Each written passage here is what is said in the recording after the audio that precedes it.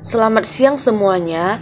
Perkenalkan, kami dari kelompok 4 yang beranggotakan Surya, Pasca Kristina, dan Nurul Suhaida. Di sini kami akan membahas tentang pengumpulan dan pengambilan data etnobotani. Yang pertama mengenai pengertian etnobotani.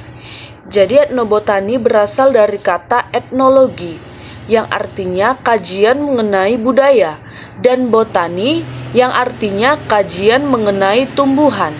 Maka etnobotani ini merupakan ilmu yang mempelajari tentang hubungan manusia dan tumbuhan. Etnobotani ini juga mempelajari pemanfaatan berbagai macam tumbuhan, baik itu secara tradisional oleh masyarakat dalaman, dan seiring dengan perkembangan zaman, etnobotani berkembang menjadi ilmu yang interdisipliner mengenai hubungan manusia dengan alam sekitarnya.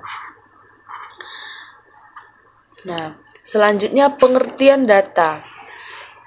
Definisi data secara etimologis merupakan bentuk jamak dari datum yang berasal dari bahasa Latin yang artinya sesuai yang diberikan. Jadi, data dapat diartikan sebagai objek yang kita amati. Data dapat berupa angka-angka maupun kata-kata. Nah, jika dipandang dari sisi statistika, maka data merupakan fakta-fakta yang akan digunakan sebagai bahan penarikan kesimpulan. Nah, selanjutnya agar data dapat dianalisis dengan baik, maka data tersebut harus memiliki syarat-syarat sebagai berikut. Yang pertama, objektif. Data yang diperoleh dari lapangan harus ditampilkan dan dilaporkan apa adanya. Syarat yang kedua, relevan. Dalam mengumpulkan data harus sesuai dengan permasalahan yang sedang dihadapi atau yang sedang diteliti. Nah, syarat yang ketiga, up to date atau sesuai perkembangan. Data tidak boleh ketinggalan zaman karena data harus selalu sesuai perkembangan. Yang keempat, representatif data harus diperoleh dari sumber yang tepat dan dapat menggambarkan kondisi seadanya atau senyatanya suatu kelompok tertentu atau populasi. Nah, kemudian pengertian pengumpulan dan pengambilan data. Nah, pengertian teknik pengumpulan data diantaranya, yang pertama, pengertian teknik pengumpulan data adalah proses riset di mana peneliti menerapkan metode ilmiah dalam mengumpulkan data secara sistematis untuk dianalisa. Yang kedua, selain itu, teknik pengumpulan data adalah sebuah teknik dan cara yang dilakukan oleh peneliti untuk bisa mengumpulkan data yang terkait dengan permasalahan dari penelitian yang diambilnya. Untuk melakukan sebuah teknik pengumpulan data, biasanya ditentukan oleh beberapa variabel penelitian. Apabila semua data telah terkumpul, maka langkah-langkah berikutnya ialah melakukan pengolahan data. Oke, sekian penjelasan dari saya. Terima kasih. Baiklah, di sini saya akan melanjutkan materinya. Yang selanjutnya yaitu teknik pengambilan data secara umum. Nah, teknik pengambilan data secara umum ini yaitu pengumpulan data dilakukan untuk memperoleh informasi yang dibutuhkan dalam jangka mencapai tujuan penelitian. Nah, tujuan yang diungkapkan dalam bentuk hipotesis ini merupakan jawaban sementara terhadap pertanyaan penelitian. Nah, data yang dikumpulkan ditentukan oleh variabel yang ada dalam hipotesis tersebut. Nah, data itu kemudian diambil oleh sampel yang telah ditentukan sebelumnya. Nah, sampel ini terdiri atas sekumpulan unit analisis sebagai sasaran penelitian.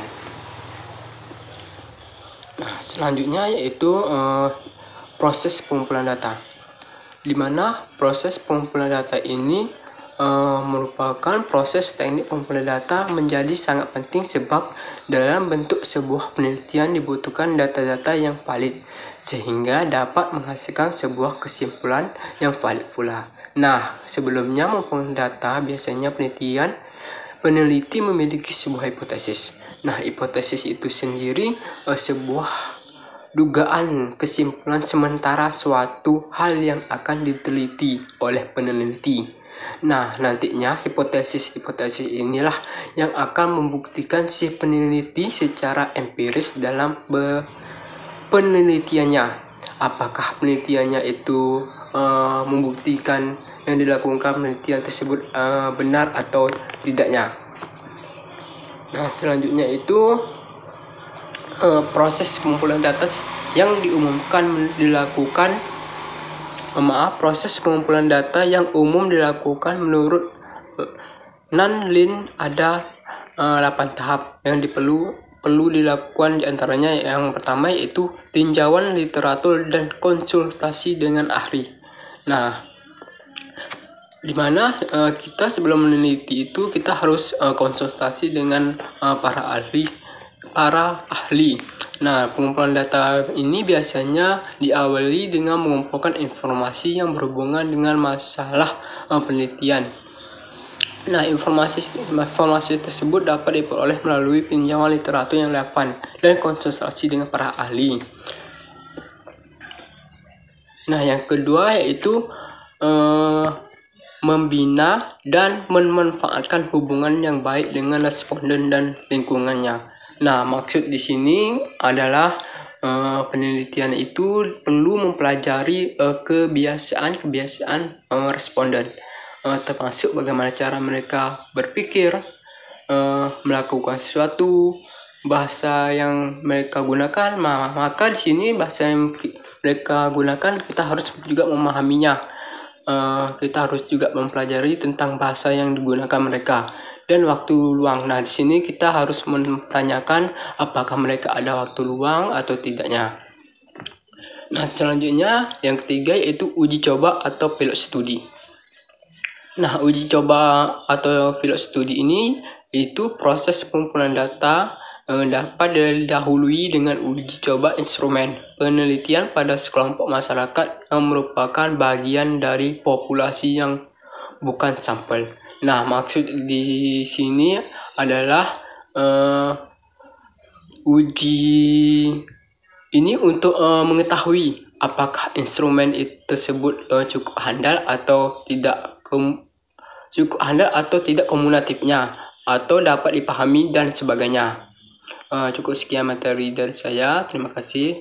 Assalamualaikum warahmatullahi wabarakatuh.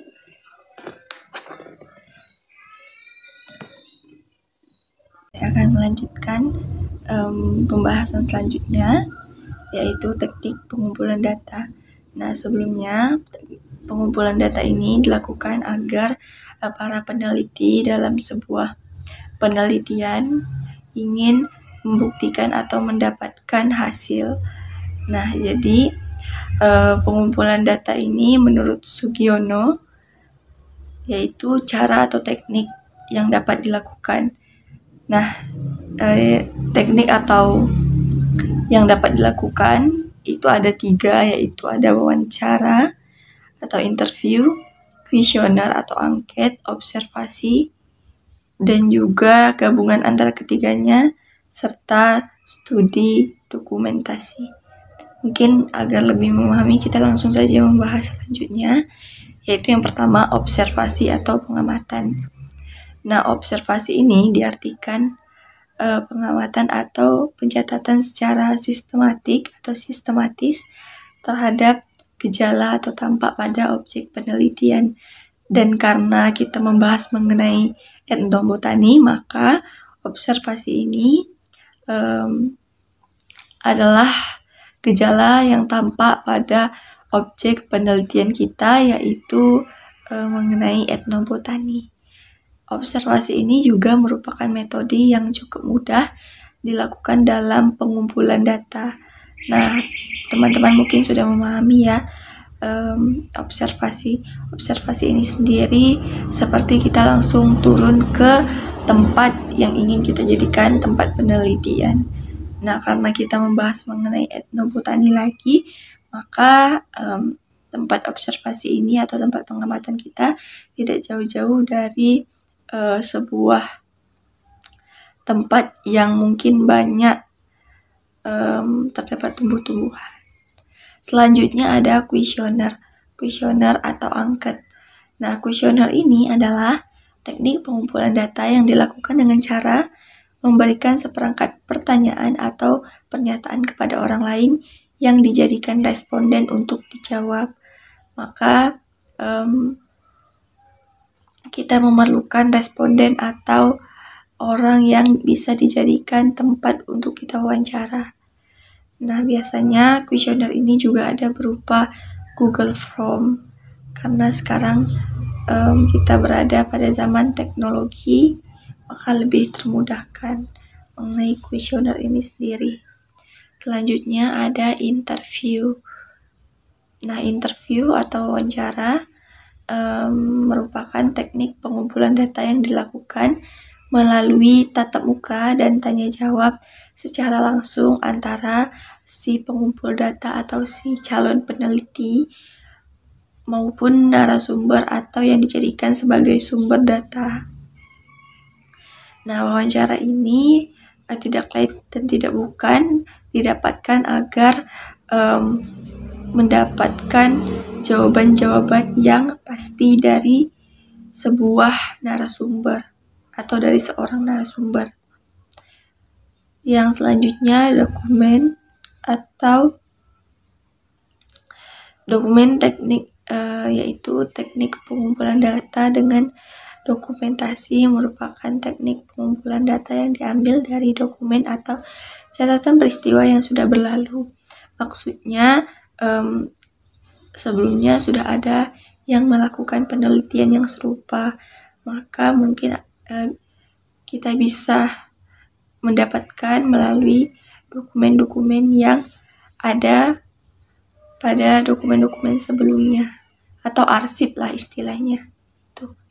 Selanjutnya studi dokumentasi atau dokumentasi begitu.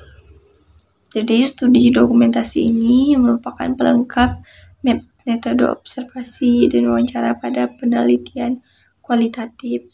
Jadi dokumentasi ini juga dilakukan agar peneliti mendapatkan bukti kuat dan juga dibuktikan melalui studi-studi dokumentasi ini sendiri.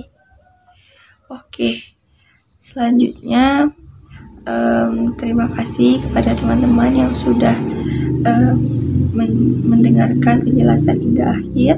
Mohon maaf apabila ada salah dalam penyampaian. Sekian, terima kasih. Wassalamualaikum warahmatullahi wabarakatuh.